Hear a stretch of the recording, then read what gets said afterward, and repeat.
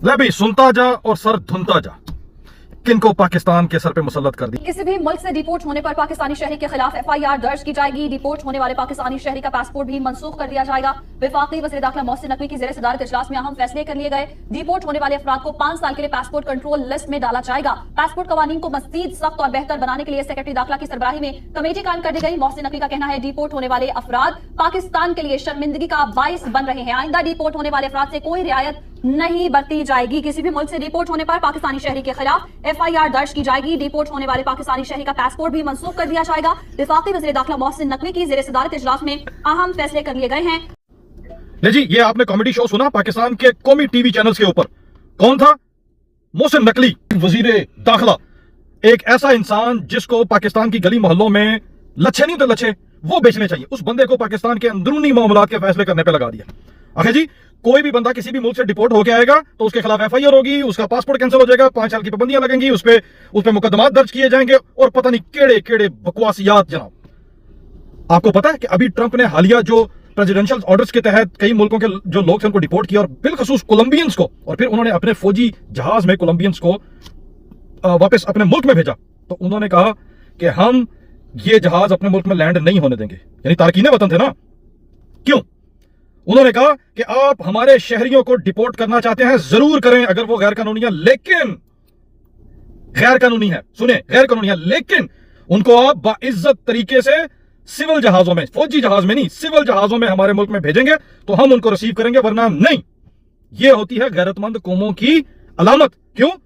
वो जिस तरह से भी उधर थे लेकिन वो अपने मुल्क में ज़र मुबादला भेज रहे थे, नंबर 1। नंबर 2, जब कोई भी पाकिस्तानी या कोई भी किसी मुल्क का शहरी ओवरसीज होता है, एक्सपैट होता है, दूसरे मुल्क में जाके वो नौकरी करे, कारोबार करे, किसी भी तरह से वो पैसे अगर हलाल तरीके से कमा रहा है, तो अगर एक बंदा है तो उस मुल्क से एक बंदे की बेरोजगारी कम हुई, उस बंदे ने मुआशी तौर पे अपने मुल्क से एक बंदे का वजन कम किया और हजारों लाखों पाकिस्तानी, करोड़ों पाकिस्तानी दूसरे मुल्कों में है, ना सिर्फ वो पैसा भेज रहे हैं बल्कि पाकिस्तान की जो मुआशी जो एक्सट्रीम है उससे लोड भी ऑफ है। दूसरा ऐसा है ना, ये वो आपके मुल्क के एम्बेसडर्स होते हैं। तीसरी चीज, इज्जत। देखें, और ये क्या कह रहे हैं, अब डिपोर्ट क्यों कर इंसान हो सकता है, जरूरी नहीं कि कोई बंदा 2 नंबर कागजों या 2 नंबर वीजे पे गया तो डिपोर्ट हो सकता है। इस मजाया से प्रोग्राम में मैं इसको खबरें क्या कहूं, जिसमें कहा गया कि कोई भी पाकिस्तानी डिपोर्ट होगा। अब डिपोर्ट होने के पीछे उस मुल्क के जो इमिग्रेशन के ऑफिसर्स हैं उनका बैड डे, उस दिन उस ऑफिसर का कोई अच्छा दिन नहीं है, वो घर से अपनी बुढ़ी से लड़के आया है, मां से जूते खा के आया है, 100 प्रॉब्लम्स हो सकते हैं, और अगर आके उसने कोई गलत फैसला कर लिया तो उसका कसूर उस डिपोर्ट होने वाले पाकिस्तानी को क्यों है? उसमें उसका क्या कसूर है? उसमें उसको क्या सजा दी जाएगी? और एक चीज ध्यान में रखिए, आप अपने मुल्क में होने वाली 2 नंबरियां उन एजेंटों को, उन ट्रैवल एजेंसियों से तो आप भत्ते खाते हैं, आप उनसे कमीशन खाते हैं, आप उन जैसे लोगों के स्पॉन्सर होने के बाद आप असेंबली में पहुंचे, वो आपके इंतखाबात को वो स्पॉन्सर करते हैं, वो आप रोकते नहीं है। जब तक आप अपने मुल्क से बाहर भेजने वाले जो एजेंटी का बिजनेस है, ट्रैवल एजेंसियों का, जब तक आप वो नहीं रोकेंगे, आप किस तरह से एक आम पाकिस्तानी को कसूरवार ठहरा सकते हैं?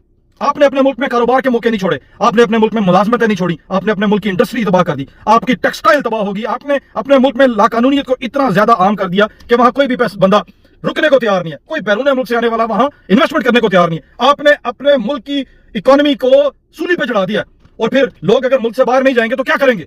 आप उन 2 नंबर तरीकों को बंद क्यों नहीं करते कि जो किसी के डिपोर्ट होने की रीजन पर? और दूसरी बात, आपके जो जलील वाशल साहब हैं, आपके जो जर्नैल हैं, आपका जो माफिया है जो हुकूमत में बैठा हुआ है, जो अर्दली हैं या उनके टाउट्स हैं, आप लोग हैं इस सिस्टम की गंदगी का बायस है, जिसकी वजह से पाकिस्तान के पासपोर्ट की बैनुल अक़वामी एयरपोर्ट्स के ऊपर वक़्त और इज्जत कम हो गई है। वरना इमरान खान जब था, यही पासपोर्ट था, यही थोबड़े थे, यही इंटरनेशनल एयरपोर्ट थे, लोग फख्र से हमें एंट्री दिया करते थे। और अब वो जलील वाशल और एवन फील्ड वाशल जैसे लोग पाकिस्तान के ऊपर मुसल्लत हैं, तो पाकिस्तान का कौमी तशख़्ख़ुस इतना मजरूह हो गया है कि इंटरनेशनल एयरपोर्ट्स के ऊपर भी आपको अच्छी नजरों से नहीं देखा जाता, और बेशुमार दफा आपके कागजात दुरुस्त होते हैं, आप बिल्कुल ठीक मकसद के लिए जा रहे होते हैं, आपका वीजा 1 नंबर होता है, लेकिन आपको डिपोर्ट कर दिया जाता है। और ये घटिया लोग क्या कह रहे हैं, वो बंदा जिसकी टिकट भी जाया गई, पता नहीं किसी ने अपनी मां का जेवर बेचा, बहन का जेवर बेचा, किसी ने कोई जायदाद बेची, किसी ने कोई मकान बेचा, कोई दुकान गिरवी रखी, और वो रिज़्क़ हलाल कमाने के लिए पैसे खर्च के वहां गया, टिकट खर्ची, और बहुत सारे मामला होते हैं। एक तो वो नुकसान, ज़हनी अज़ियत अलग से कि आगे से अगर वो किसी भी वजह से डिपोर्ट हो गया और बाहर वापसी पे ये लगड़बग्गे बैठे हुए हैं, ये इंसान खोर दरिंदे बैठे हुए हैं जो वापस डिपोर्ट होने वालों पे FIRs करेंगे, मुकदमात करेंगे और उनको फिर निशाने इबरत बनाएंगे। मोहसिन नकवी साहब, अपनी असलियत के ऊपर जाएं और गौर करें कि आपका असल जो आपके रूट्स वो क्या हैं। अगर आपको इस मुल्क की स्टैब्लिशमेंट ने अगर इस ओहदे पे साला होने के नाते बैठा दिया ना, तो जर के खाएं। अगर थोड़ी में बोता बढ़ गया है तो कोर्ट मार के रखें। आप ओवरसीज के ऊपर या वो पाकिस्तानी जो मुल्क से बाहर रिज़्क कमाने के लिए जाते हैं, आप उनके साथ मजीद पंगे ना लें, आप उनके लिए जमीन को तंग ना करें। पाकिस्तानियों देख लें, ये हालात हो चुके हैं कि ये अपने घर की जो प्रॉब्लम्स हैं उनको सॉल्व नहीं करेंगे। कोई भी पाकिस्तानी किसी भी वजह से अगर डिपोर्ट होकर आता है तो वो पाकिस्तान, अच्छा जी क्या जी, पाकिस्तान की बदनामी का बायस बन रहे हैं। और सदके जामा तेरे पिंडुआ, और सदके जामा तेरे डंगरा, तेरे नाले बांस खड़पैस ने मुंह लिया। पाकिस्तान की बदनामी और बेइज्जती का बायस जो तुम और तुम्हारे आका, वो तुम्हारे बहनोई और तमाम जर्नैल और फौजी स्टैब्लिशमेंट ने जितना पाकिस्तान की इज्जत को मजरू और नुकसान पहुंचाया, एक पाकिस्तानियों का पूरा जहाज भी अगर अब किसी दूसरे मुल्क के डिपोर्ट होके आए तो वो उस बेइज्जती के बराबर, आटे में नक के बराबर भी नहीं हो सकता। और तुम्हें पाकिस्तान की इज्जत का एहसास है? तुम रोज दिन के 24 घंटों में 24,000 बार इस वतन जिसका नाम पाकिस्तान है उसके लिए शर्मिंदगी का बायस हो, कौमी और बैनुल अक़वामी लेवल के ऊपर, अपनी सरजमीन पे और सोशल मीडिया और डिजिटल मीडिया पे भी। और तुम्हें उन हलाल कमाने वाले ओवरसीज के डिपोर्ट होके आने पे अपनी और पाकिस्तान की इज्जत का फिक्र हो गया। मेरे ख्याल के मुताबिक यहां पे तुमसे बेहतर मोदी था, यहां पे तुमसे बेहतर वो गैर मुस्लिम कौमें थी कि जिनके लोगों को अमेरिका ने डिपोर्ट किया और उन्होंने चौड़े खाने से उनको ना सिर्फ खैर उनको वेलकम किया अपने शहरियों को, बल्कि उल्टा आंखें दिखाई डिपोर्ट करने वालों को। शाहरुख खान को उन्होंने आज से कई साल पहले कुछ घंटे एयरपोर्ट पे रखा था तो उन्होंने वापसी पे आके फिल्म बनाई और उन्होंने पूरे मीडिया में जलील करके रख दिया था अमेरिका को। और ये कह रहा है कि हम अपने शहरियों के ऊपर मुकदमात करेंगे। और लख दी लानत तो तुम्हारी वजह से तुम्हारे वजीर आजम की पेंट उतरवा ली थी वहां पे, उस वक्त तुम्हारी इज्जत मजरू नहीं थी हुई। बैनुल अक़वामी एयरपोर्ट पे एक वजीर आजम की पेंट उतरवाई गई थी, उस वक्त कहां थी तुम्हारी फौज?